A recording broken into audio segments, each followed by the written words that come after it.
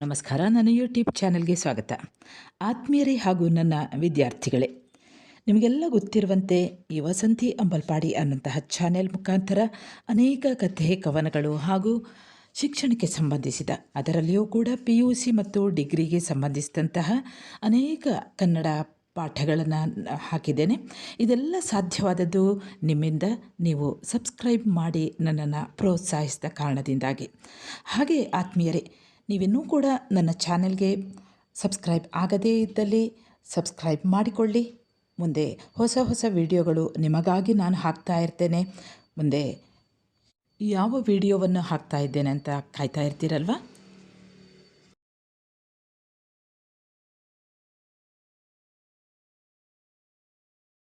ಎಲ್ಲರಿಗೂ ನಮಸ್ಕಾರ. ನನ್ನ ಯೂಟ್ಯೂಬ್ ಚಾನೆಲ್ಗೆ ಸ್ವಾಗತ. ಇಂದಿನ ವಿಡಿಯೋದಲ್ಲಿ ನಾನು ದುರ್ಗಸಿಂಹ ಬರೆದಂತಹ ವೃಕ್ಷಮೇ ಸಾಕ್ಷಿ ಅನ್ನುವಂತಹ ಈ ಕಥೆಯ ಸಾರಾಂಶವನ್ನು ಹೇಳ್ತಾ ಇದ್ದೇನೆ ವಿದ್ಯಾರ್ಥಿಗಳೇ. ಮೊದಲಿಗೆ ನಾವು ದುರ್ಗಸಿಂಹ ಯಾರು ಅಂತ ನೋಡ್ತಾ ಹೋಗೋಣ. ದುರ್ಗಸಿಂಹ 1ನೇ ನಾಗವರ್ಮನ ಹಾಗೆ ಪಂಪ ಯುಗಕ್ಕೆ ಸೇರಿದಂತಹ ಒಬ್ಬ ಬ್ರಾಹ್ಮಣ ಕವಿ. ಈತ ಚಾಲುಕ್ಯ ರಾಜ ಜಗದೇಕ ಮಲ್ಲನ ಸಂಧಿ ವಿಗ್ರಹಿಯಾಗಿದ್ದ. ಸಂಧಿ ವಿಗ್ರಹಿ ಅಂದರೆ ದೇಶದಲ್ಲಿ ಶಾಂತಿ ಅಥವಾ ಯುದ್ಧಗಳ ಆ ಒಂದು ಏನು ಸಂಭವ ಆಗ್ತದೋ ಆವಾಗ ಅದನ್ನು ಏನು ನಾವು ವಿದೇಶಾಂಗ ಸಚಿವರು ಅಂತ ಹೇಳ್ತೇವೆ ನೋಡಿ, ಅದರ ಮೇಲ್ವಿಚಾರಣೆಯನ್ನು ಮಾಡುವಂತಹ ಸಚಿವರಿಗೆ ಸಂಧಿ ವಿಗ್ರಹಿ ಅಂತಲೂ ಹೇಳ್ತಾರೆ. ಅಂದಿನ ಕಾಲದಲ್ಲಿ ಸಂಧಿ ವಿಗ್ರಹಿ ಅಂತ ಹೇಳ್ತಾಯಿದ್ರು. ಇಂದಿನ ಕಾಲದಲ್ಲಿ ನಾವು ವಿದೇಶಾಂಗ ಸಚಿವ ಅಥವಾ ಉಸ್ತುವಾರಿಗಳು ಅಂತೆಲ್ಲ ಹೇಳ್ತಾರೆ ನೋಡಿ, ಆ ರೀತಿ. ಕಮ್ಮೆ ಕುಲಕ್ಕೆ ಸೇರಿದ ಗೌತಮ ಗೋತ್ರದ ಸ್ಮಾರ್ಥ ಭಾಗವತ ಸಂಪ್ರದಾಯ ಇವನದು. ಇವನ ಕಾಲ ಕ್ರಿಸ್ತಶಕ ಸುಮಾರು 1030. ಕಿಸು ಕಾಡಿನ ಸೈಯಡಿ ಅಂದರೆ ಈಗಿನ ಗದಗ ಜಿಲ್ಲೆಯ ರೋಣ ತಾಲೂಕಿನ ಸವಡಿ ಅನ್ನುವಂಥ ಗ್ರಾಮದಲ್ಲಿ ಹುಟ್ಟಿದವನು. ಇವನ ತಂದೆ ಈಶ್ವರಾರ್ಯ, ತಾಯಿ ರೇವಕಬ್ಬೆ. ಮಹಾಯೋಗಿ ಶಂಕರ ಭಟ್ಟ ಇವನ ಗುರು. ಪಂಚತಂತ್ರ ಇವನಿಂದ ರಚನೆಯಾದಂಥ ಒಂದು ಚಂಪು ಕಾವ್ಯ. ನೀವು ಗಮನಿಸಿರ್ಬೋದು, ಪಂಚತಂತ್ರ ಅನ್ನುವಂಥದ್ದು ಈ ಸಂಸ್ಕೃತದಲ್ಲಿ ಪಂಚತಂತ್ರದ 2 ಆವೃತ್ತಿಗಳಿವೆ. ಒಂದು ವಸುಭಾಗಟ್ಟನದ್ದು, ಎರಡನೇದು ವಿಷ್ಣು ಶರ್ಮನದ್ದು. ಈ 2 ಆವೃತ್ತಿಗಳ ಮೂಲ ಆಕರ ಪೈಶಾಚಿ ಭಾಷೆಯ ಗುಣಾಢ್ಯನ ಬೃಹತ್ ಕಥಾ ಕೋಶ ಅನ್ನುವಂಥದ್ದು. ದುರ್ಗಸಿಂಹ ತಾನು ವಸುಭಾಗ ಭಟ್ಟನ ಕೃತಿಯನ್ನು ಕನ್ನಡದಲ್ಲಿ ಚಂಪು ಕಾವ್ಯವನ್ನಾಗಿ ಪರಿವರ್ತಿಸಿರುವುದಾಗಿ ಆತನೇ ಹೇಳಿಕೊಂಡಿದ್ದಾನೆ. ಪಂಚತಂತ್ರದಲ್ಲಿ ಭೇದ, ಪರಿಕಾವ್ಯ, ವರ್ಣನ, ವಿಶ್ವಾಸ, ವಂಚನ ಮತ್ತು ಮಿತ್ರ ಕಾರ್ಯ ಎನ್ನುವಂಥ 5 ಪ್ರಕರಣಗಳಿವೆ. ಈ ಪಂಚತಂತ್ರಗಳ ಕಥೆಗಳ ವೈಶಿಷ್ಟ್ಯ ಏನಂದರೆ, ಮಾನವ ಲೋಕದ ಪ್ರತಿನಿಧಿಗಳಾಗಿ ಪ್ರಾಣಿ ಪ್ರಪಂಚ ಕಾಣಿಸಿಕೊಳ್ಳುವಂಥದ್ದು. ಈ ಪ್ರಾಣಿಗಳು ಮನುಷ್ಯ ಸ್ವಭಾವದ ಒಳಿತು ಮತ್ತು ಕೆಡುಕು ಮುಖಗಳ ಸಾಂಕೇತಿಕ ರೂಪಗಳು. ಅಂದರೆ ಮನುಷ್ಯನ ಆ ಒಳಿತು ಮತ್ತು ಕೆಡುಕು ಅನ್ನುವಂಥ ಆ ಮುಖಗಳ ಸಂಕೇತ ರೂಪವಾಗಿ ಬಳಸಲ್ಪಡ್ತದೆ. ಇಲ್ಲಿನ ಕಥೆಗಳ ಇನ್ನೊಂದು ಲಕ್ಷಣವೇನೆಂದರೆ, ಮುಖ್ಯ ಕಥೆಯೊಳಗೆ ಕಥೆ, ಉಪಕಥೆ, ಆ ಉಪಕಥೆಯೊಳಗೆ ಮತ್ತೆ ಒಳಕಥೆ ಹೆಣೆದುಕೊಂಡಿರುವಂಥದ್ದು. ಪ್ರತಿ ಕಥೆಗಳು ಆದಿಯಲ್ಲಿ ಒಂದು ಸೂಚನಾ ಪದ್ಯ ಮತ್ತು ಮಧ್ಯದಲ್ಲಿ ಸೂಕ್ತಿ ಸುಭಾಷಿತಗಳ ಬಳಕೆ ಕಂಡುಬರುವಂಥದ್ದು ನಾವು ಗಮನಿಸಬಹುದು. ಈಗ ನಾವು ವಿದ್ಯಾರ್ಥಿಗಳೇ ನೇರವಾಗಿ ಕಥೆಗೆ ಹೋಗೋಣ. ನಿಮ್ಮ ಪಠ್ಯ ಪುಸ್ತಕದಲ್ಲಿ ಇದೆ, ಆ ಕಥೆಯನ್ನು ಕೊಟ್ಟಿದ್ದಾರೆ. ಅದರ ಸಾರಾಂಶವನ್ನು ನಾನು ಹೇಳ್ತೇನೆ.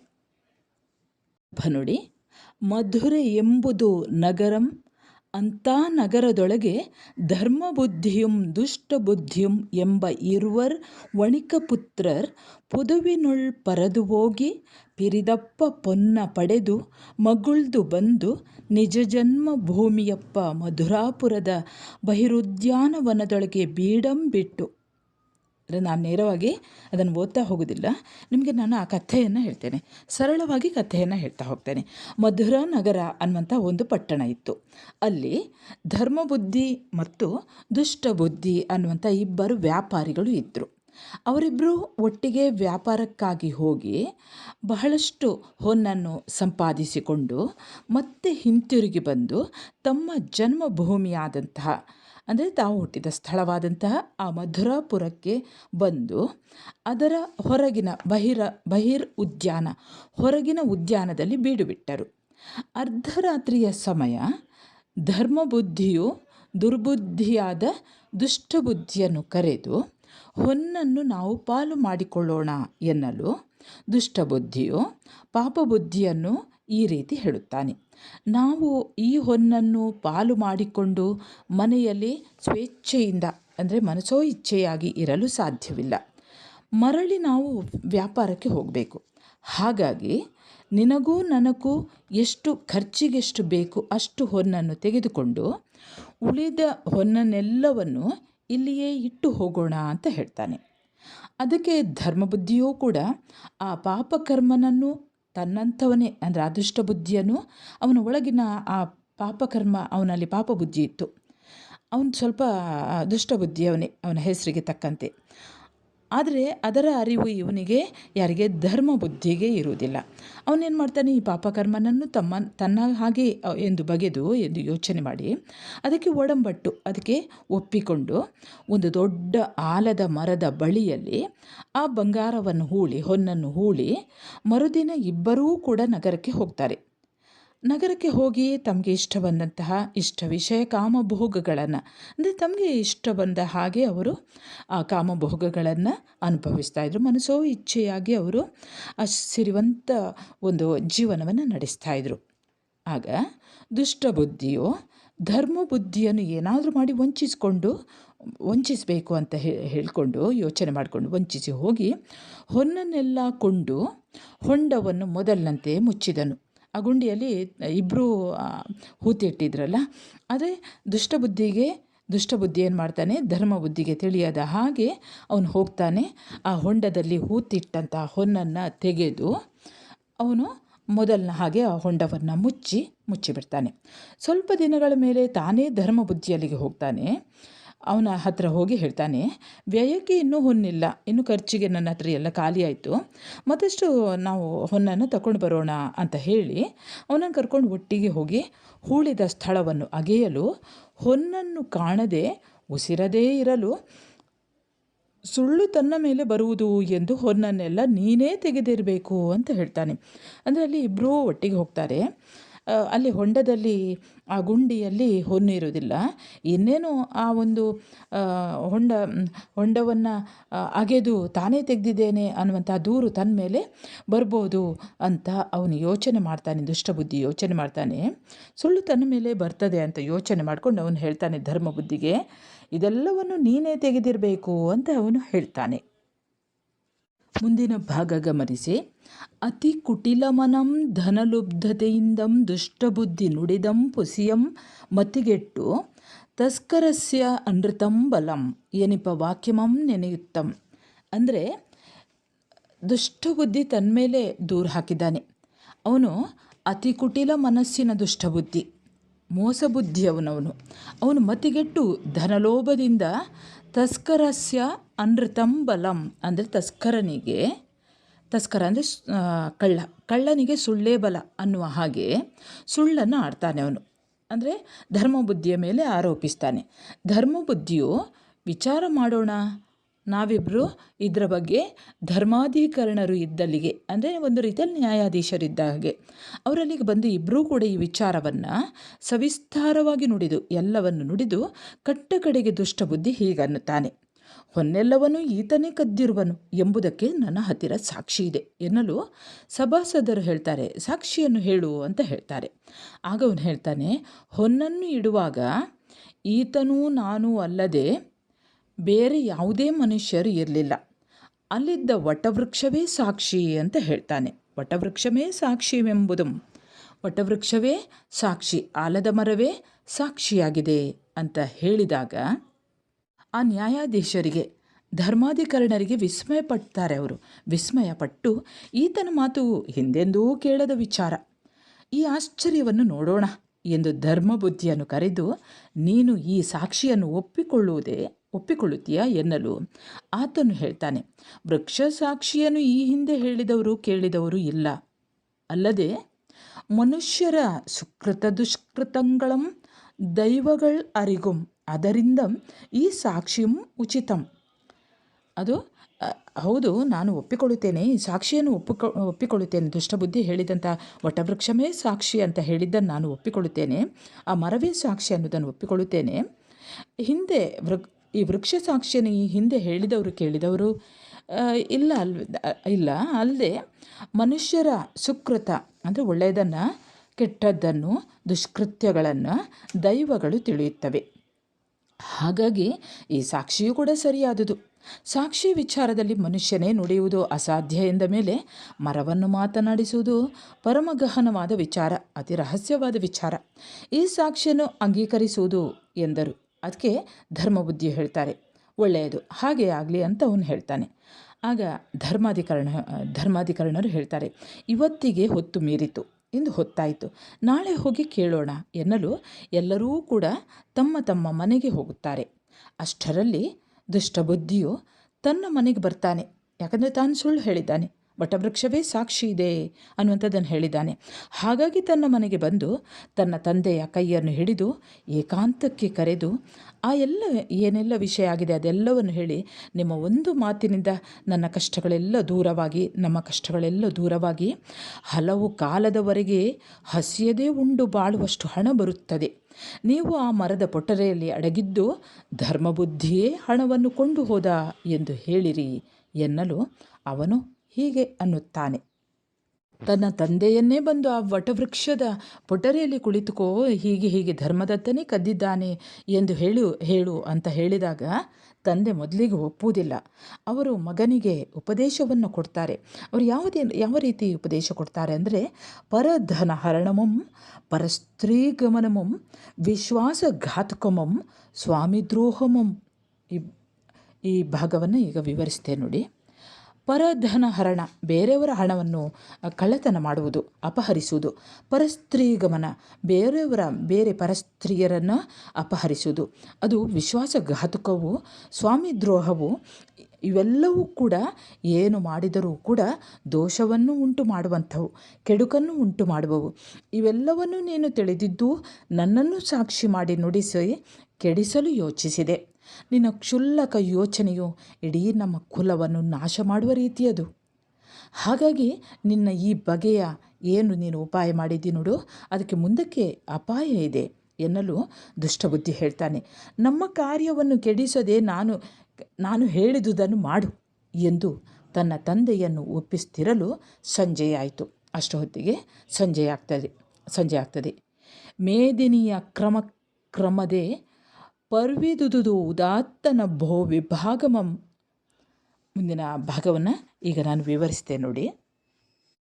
ಇಲ್ಲಿ ದುರ್ಗಸಿಂಹ ಕವಿ ಏನು ಹೇಳ್ತಾರೆ ಅಂದರೆ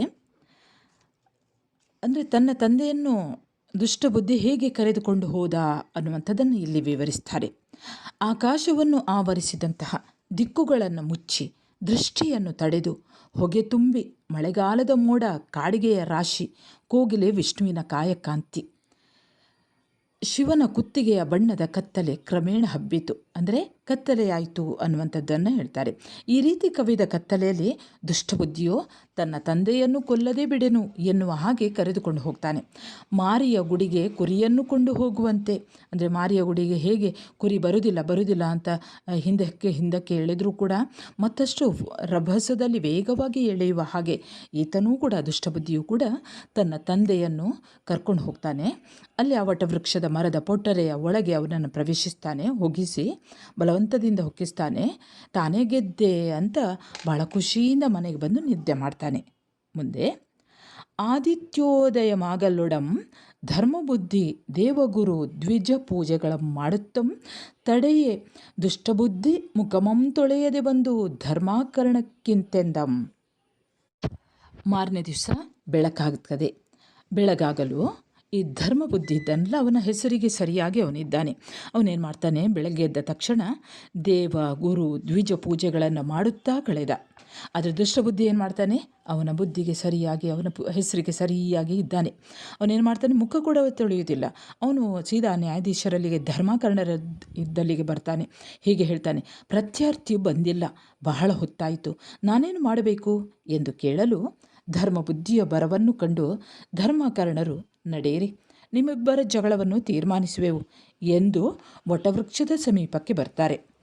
ಆಗ ಅಷ್ಟವಿಧದ ಅರ್ಚನೆಯಿಂದ ಆ ಆಲದ ಮರವನ್ನು ಪೂಜಿಸಿದ ನಂತರ ಅವರಿಬ್ಬರನ್ನೂ ಕೂಡ ಅವರು ವಿಚಾರಿಸಿ ಆ ಮರವನ್ನು ಕುರಿತು ಹೀಗೆ ಹೇಳುತ್ತಾರೆ. ನೀನಪ್ಪೊಡೆ ಯಕ್ಷಾದಿ ದಿವ್ಯ ದೇವತಾವಾಸಮಂ ಸೇವ್ಯಮುಮಪ್ಪ ವೃಕ್ಷಮದಂ ಕಾರಣದಿಂ. ಈ ಭಾಗವನ್ನು ಈಗ ಗಮನಿಸಿ, ಇದರ ಸಾರಾಂಶ ಹೇಳ್ತೇನೆ. ಈ ಧರ್ಮಾಧಿಕರಣರು ಅಂದರೆ ನ್ಯಾಯಾಧೀಶರು ಆ ಮರವನ್ನು ಕುರಿತು ಹೀಗೆ ಹೇಳ್ತಾರೆ.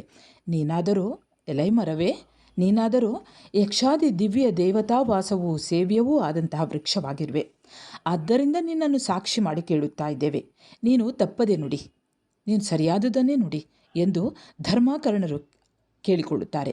ಆಗ ಆ ವೃಕ್ಷದ ಪೊಟರೆಯ ಒಳಗೆ ಇದ್ದಂತಹ ದುಷ್ಟಬುದ್ಧಿಯ ತಂದೆ, ಅವನ ಹೆಸರು ಪ್ರೇಮಮತಿ, ಅವನು ಮತಿಗೆಟ್ಟು ತನ್ನ ಪುತ್ರನ ಮೇಲೆ ಪ್ರೇಮದಿಂದ ಹೇಳ್ತಾರೆ, ಮತಿಗೆಟ್ಟು ಬುದ್ಧಿಗೆಟ್ಟು ಹೀಗೆ ಹೇಳ್ತಾನೆ, ಧರ್ಮಗತಿಯನ್ನು ಬಿಟ್ಟು. ಅಂದರೆ ಯಾವತ್ತೂ ಕೂಡ ಹಾಗೆ ಅಲ್ವಾ, ತಂದೆಯಂದಿರು ಪುತ್ರವಾತ್ಸಲ್ಯ ಅಂತ ಹೇಳ್ತಾರೆ. ಇಲ್ಲಿ ಪುತ್ರವಾತ್ಸಲ್ಯದಿಂದ ಅವನು ಹೀಗೆ ಹೇಳ್ತಾನೆ, ಧರ್ಮಗತಿಯನ್ನು ಬಿಟ್ಟುಬಿಡ್ತಾನೆ ಅವನ ಮಗನಿಗೋಸ್ಕರ.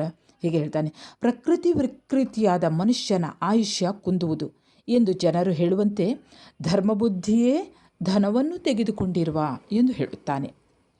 ಆಗ ಎಲ್ಲರೂ ನೆರವೆಯಂ ಧರ್ಮಾಕರಣಂ ಅಂದರೆ ಎಲ್ಲ ಸೇರಿದಂತಹ ಜನರು, ಧರ್ಮಾಕರಣರು ಕೂಡ ಅದನ್ನು ಕೇಳಿ ವಿಸ್ಮಯಗೊಳ್ತಾರೆ, ಆಶ್ಚರ್ಯ ಆಗ್ತದೆ ಅವರಿಗೆಲ್ಲ.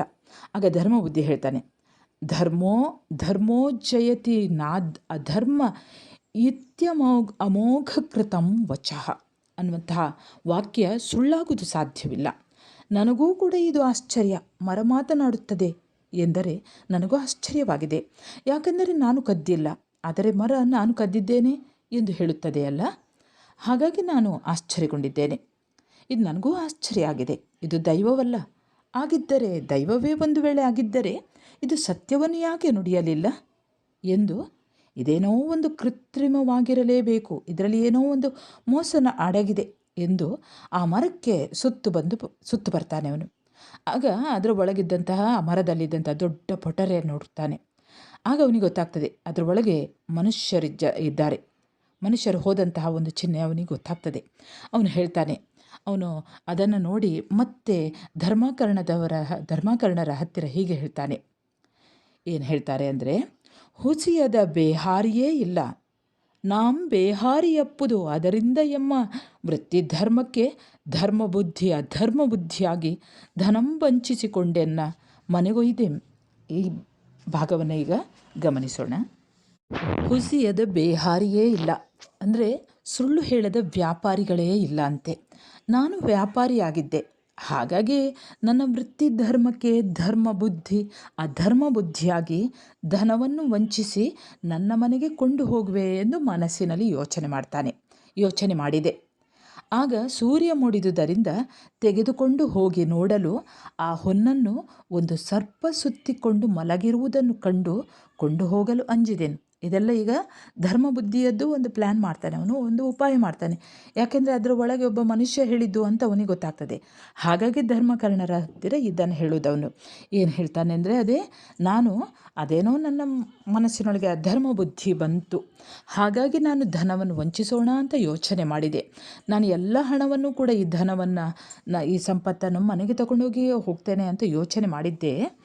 ಆಗ ಸೂರ್ಯ ಮೂಡಿತು, ತೆಗೆದುಕೊಂಡು ನೋಡ್ತೇನೆ, ಅಲ್ಲಿ ಆ ಹೊನ್ನನ್ನು ಒಂದು ಸರ್ಪ ಸುತ್ತಿಕೊಂಡು ಮಲಗಿರುವುದನ್ನು ಕಂಡೆ. ಕೊಂಡು ಹೋಗಲು ನನಗೆ ಹೆದರಿಕೆ ಆಯಿತು. ನೀವೆಲ್ಲ ಇಲ್ಲಿಯೇ ಇದ್ದು ಹಾಗೆಯೇ ನೋಡುತ್ತಾ ಇರಿ.